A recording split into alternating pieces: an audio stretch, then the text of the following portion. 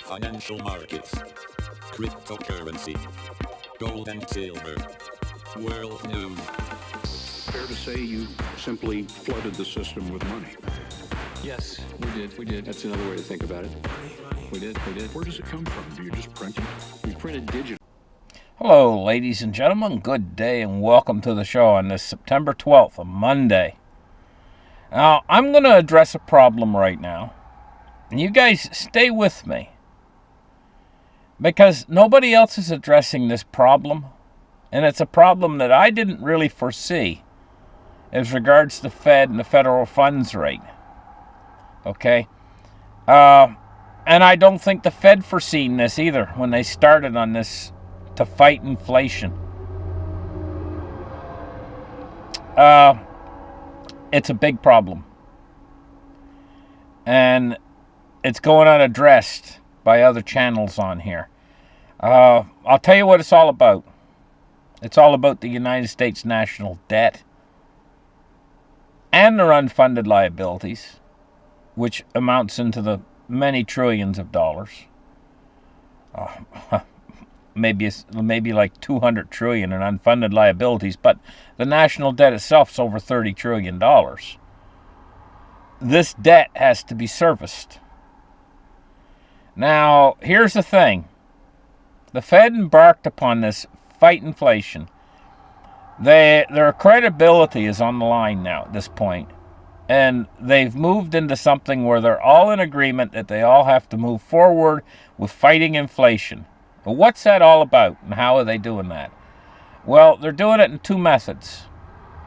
One method that they're doing right now is increasing the federal funds rate by about 75 basis points a month, okay? Which is an extremely high rate of moving it up very quickly. In fact, if they continue with this process, this will in time be the most powerful, most quick raising the federal funds rate since the Paul Volcker era. But you know, the national debt was almost nothing back during Paul Volcker era. I'm trying to remember, was it 900 billion or something? It wasn't even $1 trillion, I think, back then, when they were able to raise the federal funds rate up toward 20%. I think it was incredibly high. They put the federal funds rate went. But they don't have that option any longer. And this is what I'm getting at, guys. I'm getting at the fact that they have limitations now on how high they can raise that federal funds rate because they have to service the debt. And also, it'll put the economy not just into a recession, but into a depression. It makes the cost of borrowing money go up higher. It makes credit card debts, the loans on your credit card, go up much higher. Mortgage rates go up much higher when the federal funds rate goes up. And when they're spiking it up this quickly, you have to ask yourself, what did they expect when they embarked on this mission to fight inflation by raising the federal funds rate? Now, this is not the only thing that the Fed's doing right now. They're also removing or letting it run off $95 billion a month. They're letting it run off. Now, starting in September, this month. And that's going to be accumulative in the pool of money. Look at money like a giant pool, like a swimming pool full of water. And they've been filling that up over the years. They got a garden hose going into the swimming pool, and the swimming pool's overflowing with water. But now what they've done is they've pulled the hose out. The garden hose is putting water into the swimming pool. And they've put a siphon pump in, and they're going to suck the water out. The water is the money in the system, to the tune of $95 billion a month. I think what happened is the Fed wanted the markets to roll over. I think they were expecting the markets to roll over. And the market started to roll over. They fell down under 30,000 on the Dow a while ago. And I think that the Fed was actually secretly hoping that they would go lower to create a crisis so that they could stop this lunacy that they're doing.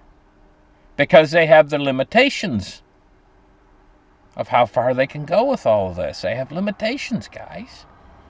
they can't raise the federal funds rate up past the point where they can service the debt. It's as simple as that. And they can't raise it to the point where they're going to cause a depression. Not a recession, but a depression. And they know this. But they're moving it upwards, hoping, against hope, that the markets will turn down and they can say, oh, well, we tried. Ultimately. That's what they were hoping for, but it isn't happening. So what's happening now in the markets? The markets are staying stable, roughly, above 30,000 on the Dow, well above. Markets aren't rolling over. The markets are calling their bluff because they're reaching, now the Fed is reaching the limitations of what they're actually able to do. They're going to have to step back. They're going to be forced to step back. And if the markets haven't rolled over and the Fed steps back from these programs, which they'll have to at a certain point, they're going to destroy the general economy, because how is money produced? What's the most strong method that produces liquidity or money in the system? More than the Fed. I know the Fed's draining liquidity out at the tune of $95 billion a month. But what's the biggest money creator out there? And I'm going to tell you guys, it's not the Fed. It's the banking system when they make loans. The fractional reserve system of banking creates money when they make loans. And this is the most potent method of money creation. This is how credit is expanded the most, is but when they raise the rates, what they're doing is they're making it so that it costs more to borrow money. And people stop borrowing money. And when they stop borrowing money, then this also has a deflationary effect. So we got these compounding deflationary effects coming at us at the same time that they haven't got an excuse to get out of this. What's it leading to? It's leading to pressure building within the system. A downward pressure for a sudden move downwards in everything. In other words, a deflationary event. This is what it's pushing toward. Unless the Fed can get out of this trap. And they can't get out of this trap now at this point unless everything rolls over. And so as we progress forward into this, this is like pulling on an elastic band, and it's going to pull tight. Or that's not the best illustration. The best illustration I can give you is like blowing up a balloon bigger and bigger and bigger.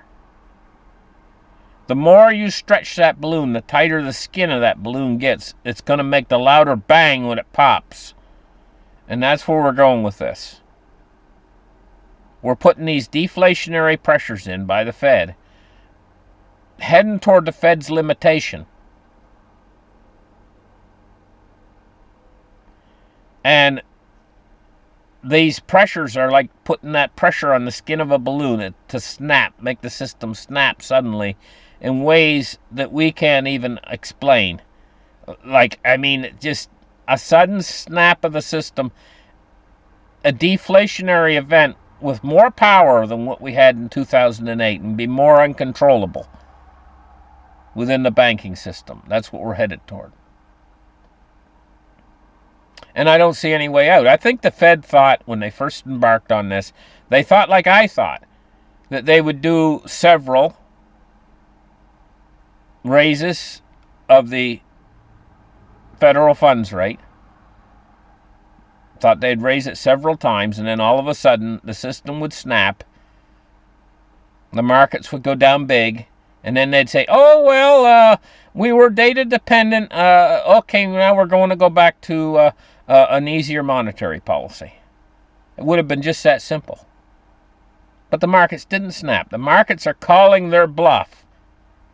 And they're still calling their bluff. And we're going to get to a certain point in the very near future where if the markets continue to call their bluff and these markets don't roll over, the Fed's going to reach the limitation of how high they can go.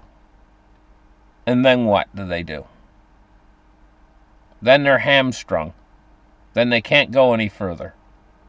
They're done at that point. and inflation will roar away from them. Either way, I'm seeing that they're doomed with all of this. Inflation's going to roar away in the end. Or we're going to have some sort of a deflationary, what I call a deflationary spike event, which is a profoundly quick, sudden meltdown in the system because of all this pressure that they've built up. But if that happens, they're going to have to fix that as well, and then the inflation's going to come. Either way, this is all going to end rather suddenly in a return to inflation running away on them. It's a Ponzi scheme that's come to its end, guys. In all Ponzi schemes, it's frightful when a Ponzi scheme comes to its end. And we've got frightful times coming up in the financial system that's really going to scare an awful lot of people. The Fed is reaching the end of the ropes pretty soon. I can't see them continuing with these big, massive raises in the federal funds rate for much longer. In other words, it's almost like it's like I've explained so many times on my show that this is a big game of chicken between the markets and the Fed. And the Fed's holding their cards tight because they've got a lousy hand, but they're pretending like they got a good hand in poker. And this whole thing is coming to a culmination very soon. And we're going to find out what's going to happen. And it's the most interesting thing I've ever seen in my life, following it, tracking it. I know it moves slowly until it doesn't move slowly. It's going to be a boom. When it finally snaps, it's going to be boom time. It's going to snap suddenly when this whole thing breaks. I tell you, guys, you want to hang on to your gold and silver. That's all I'm going to tell you. Because when this thing breaks, it's going to break hard. And you're going to be ever so thankful that you've got some of the precious metals, if you've got some. And if you don't have any right now, I would say look into try, even if you just get a little bit. And always make sure it's in your possession and it's the real thing. And you like real, not no derivatives products, or not no stored in a vault someplace often miles away, because you might not even be able to get to it. When this thing breaks, the world's going to go into a chaotic state like we haven't seen ever. The world is going to go into pandemonium. The whole world. This is a worldwide crisis of the currencies that's coming. What they embarked on in 1971, and I hear all this talk about a reset. They can't get out of this by just saying, okay, we're going to reset. What does that mean even? They're going to make all the money worthless? How's that going to get them out of pandemonium? The only way to really get out of this would be some sort of a slow reallocation of funds and capital out of the system so that they can transfer it into something of real value. But slowly, not quickly, because quickly brings the system down.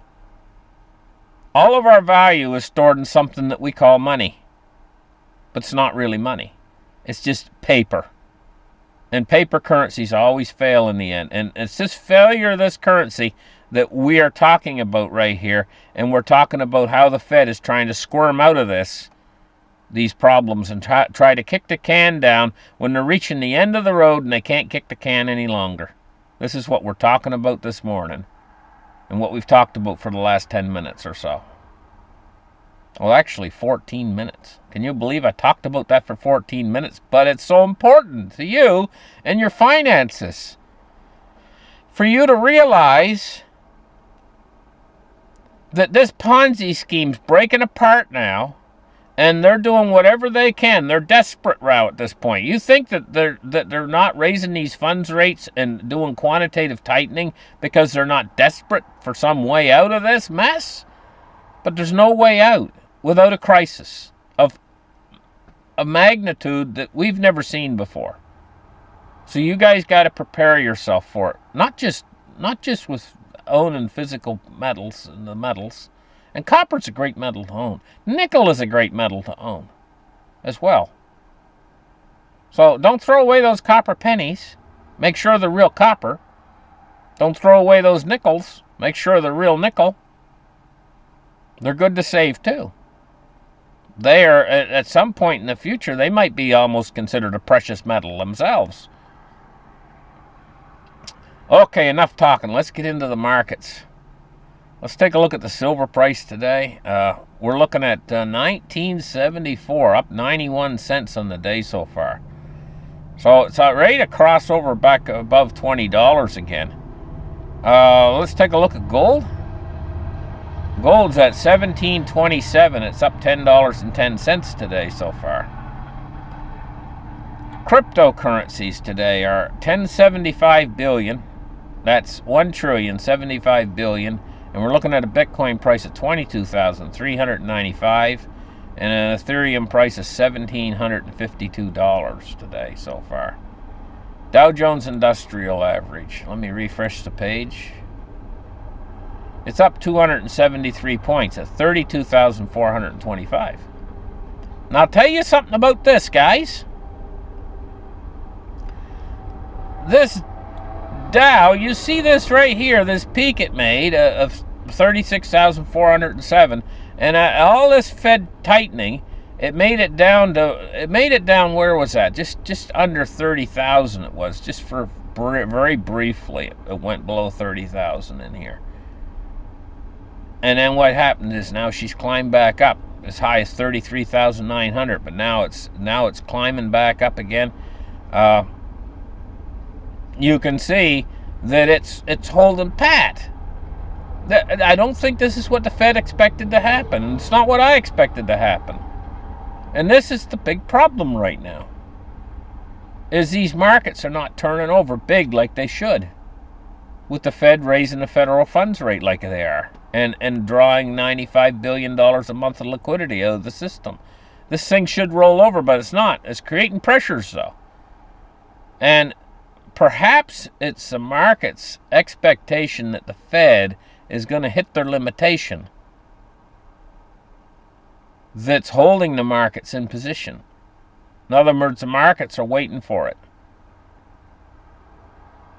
They're waiting for the Fed to run out of room for the upside. And the Fed is on a tear now, and they're going to continue to go to the upside until the markets turn down. So you got the markets on one hand holding firm, holding the line, and you've got the Fed on the other side holding the line. And who's going to win?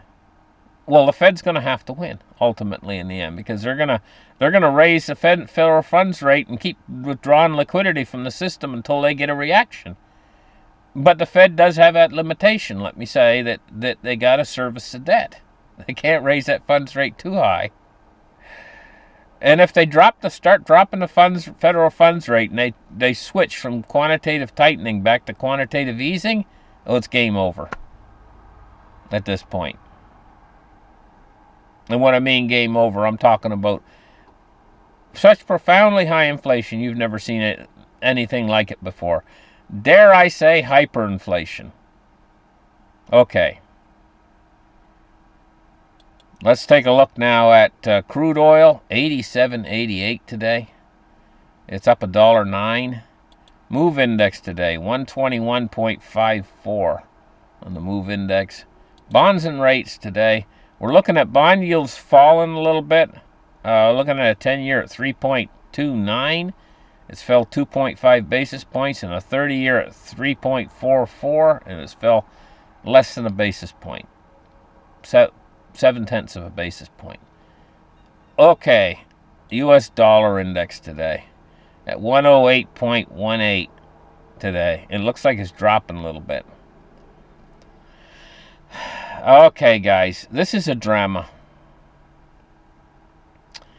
It's not playing out exactly how I expected it to play out. I expected that they would never get this far, the Fed, before the markets would have rolled over big and that they would have changed direction by now. So we're way deeper into it than I expected at this point. And so it's leading me to a conclusion that, in my mind, that perhaps the Fed will hit the point where they run out of room. I have to consider that option now at this point. In other words, the Fed has limitations now, how high they can raise the federal funds rate. And they have limitations as to how much they can cut every month in the quantitative tightening. There's limitations there to this now, without destroying the credit markets.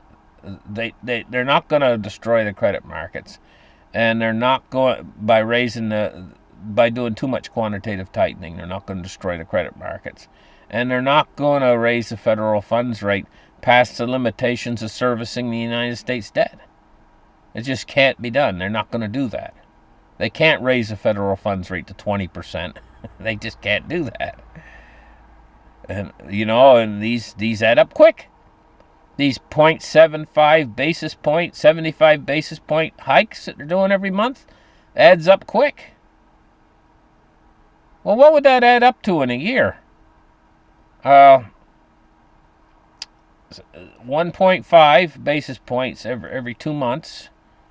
In 4 months, it would be 3 basis points. What was it? I'm trying to figure it on the top of my head. Is it 9 basis points? 9 points a year? Up? That's the pace they've set for themselves, which is an incredibly fast pace. They're not going to be able to continue this for very much longer, guys. Listen, thank you guys for listening to my show. Like and subscribe. And we'll catch you guys in the very next episode. Bye-bye.